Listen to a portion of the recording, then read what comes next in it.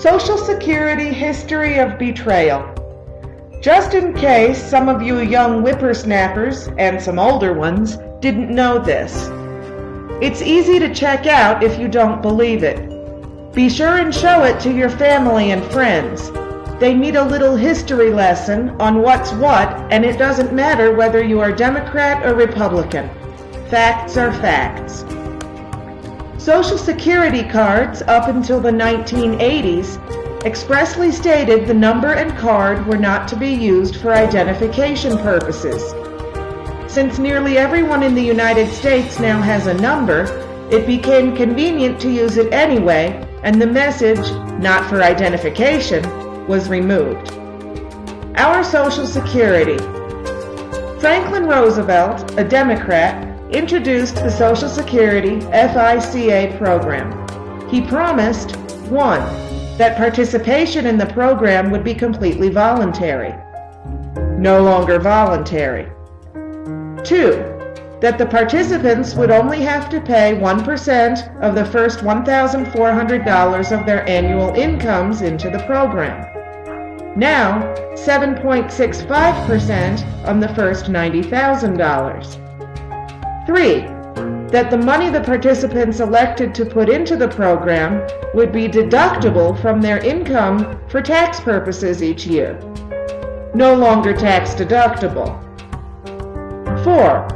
That the money the participants put into the Independent Trust Fund rather than into the General Operating Fund, and therefore would only be used to fund the Social Security Retirement Program and no other government program, and under Johnson, the money was moved to the General Fund and spent.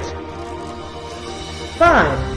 That the annuity payments to the retirees would never be taxed as income. Under Clinton and Gore, up to 85% of your Social Security can be taxed. Since many of us have paid into FICA for years and are now receiving a Social Security check each month, and then finding that we're getting taxed on 85% of the money we paid into the federal government to put away, you may be interested in the following. Which political party took Social Security from the Independent Trust Fund and put it into the General Fund so that Congress could spend it? It was Lyndon Johnson and the democratically controlled House and Senate.